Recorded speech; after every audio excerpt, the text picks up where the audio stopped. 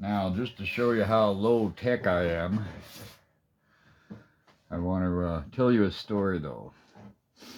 So much has been said about China, and so much has been said about Afghanistan. On Afghanistan, there's a place called the Khyber Pass. Now, over here, we got France, Spain, Portugal, and Britain. At one time, Britain and Spain divided up the whole world into two parts. Spain says we get half, England says they get half.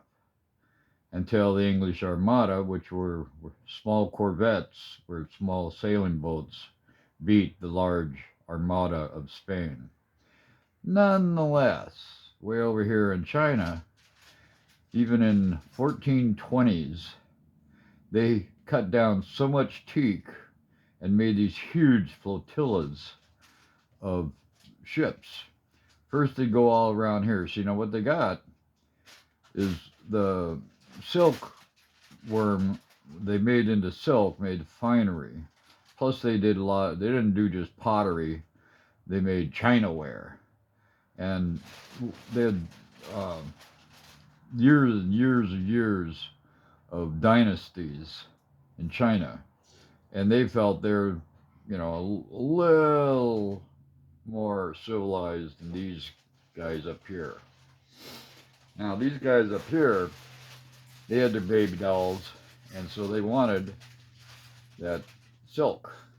And then they had basically eating with their hands. The fork wasn't even invented until I think the 1800s or something like that. But anyway, so this Chinaware and Oriental rugs, all kinds of things, would go over the Afghanistan Khyber Pass and get to these places.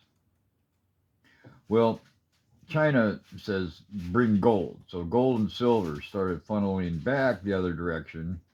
And on this Khyber Pass, it's treacherous. I mean, it'd be like the Old West, box canyons and, but these caravans would come over and then the gold and silver would come back until about 85% of all the gold was in China. So these guys said, hey, we got to do something. So they went over here to India and they found the finest poppies possible, took it back up to the Arboretum and made the finest opium poppies possible. They brought it back to China and they go to the dynasty, to the emperor. The big deal was they wanted to be idle. If you're rich, somebody makes my food, somebody feeds me. So these guys, being the schmucks that they are, they go to the emperor and they said, well, if you want to be idle, how would you like to feel idle? Well, then prince, the lower echelons, it got down to where all over China, everybody's smoking this opium and the civilization's falling apart. So this is in the 1830s, 1840s, that they had what's called the Opium War. Well, China lost. China invented gunpowder, but they were still fighting with swords, where these guys had muskets. So then there was a second Opium War, and this happened right around the time we're busy with our Civil War. So we didn't hear about it. It's not taught much in school.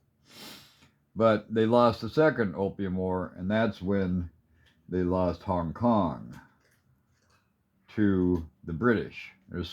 They said it was a 100-year lease, which came up not too long ago, but China got Hong Kong back after 100 years. Now you have to understand the Oriental mind. They don't have just a 4-year war, 6-year war, or 10. They have a 100-year war, or the 1,000-year war, whatever it takes, and they'll take their sweet time doing it.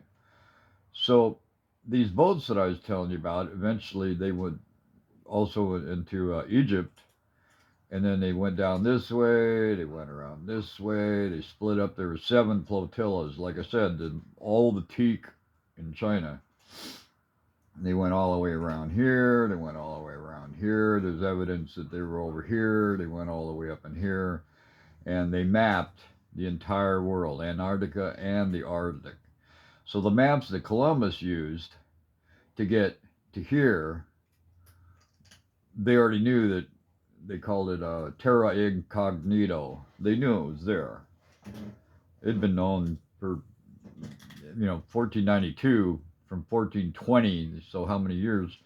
They knew that it was there, and they're having so much trouble getting over to Afghanistan. Now the wars are going on, and back. I'll get up to 1905 with the Boxer Rebellion, and I'm trying to explain to you the attitude that China has towards here. They discovered America.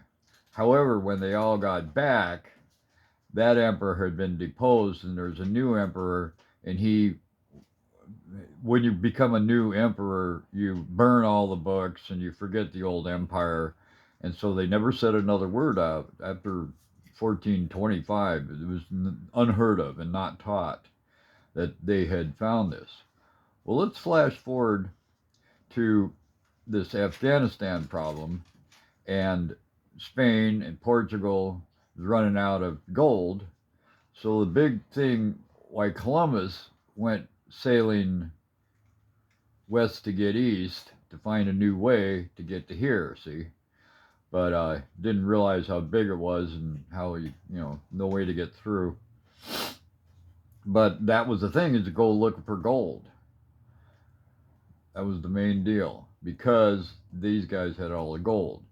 Well, come up to 1905, they finally had what's called the Boxer Rebellion.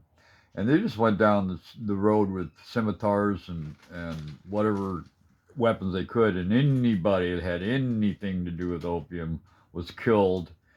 And they shut off China and it wasn't until Nixon, basically, that anybody knew anything was going on. When they got there, the people that are speaking English were speaking old English.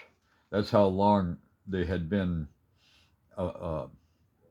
closed off to the world. But from the Boxer Rebellion, then these guys weren't getting their heroin money, right? Now, later now, in Afghanistan, $80 billion a year was from the CIA, and the only reason the CIA took it away from Russia is because they wanted that opium money. But about 10 years ago, one of the generals in China says, well, what we're going to do is we're going to get some chemical warfare, biological warfare, and we're going to take United States over. Well, down here in Baja, they say that there's 250,000 troops. Afghanistan, I think, got sold to China, and then all the CIA army was flown over here. So they were all around these military bases. You can, Monkey Works has told you about that. And then there's a big naval base here that's NATO, which they shouldn't be in the United States, but they are. And here we got bonehead Biden, but see, all the people around Biden are one in China. Then you got all along through here, maybe 3 million Chinese students, which is all being paid for by China. So you know where they're who they're going to follow. So we got all these guys, military age. Now we got military, hardened military on military bases. Then we've got this Venezuela guys who are not happy, and they're coming up through here. So I go to the border. I'm kind of looking. Well, I've got Russians coming across. They say that very low percentage of actual Mexican folk are coming across. It's mostly all these guys. And so now the theory is, and I'll put some things in the description box about who's got these theories that you can go, but they think that, and there's also been troops Chinese troops found all along the border up in here. Okay, so there's supposedly that the United Nations blue helmets, and you've got to understand the blue helmets is, they can have guns and they can be made up out of anybody. And for instance, mercenaries, anybody that gets paid. And if you're broke in Venezuela and broke in Honduras and broke in Nicaragua and and you're paid for well here and welcomed into Canada. Well, how do you suppose they're going to get rid of all the guns? Well, you cause problems here, and it gets such a bad situation. Is, well, we got to call in the peacekeeping troops. It ain't going to be peacekeeping troops. They're going to be international people that have no problem of shooting an American. I think I'll stop right there.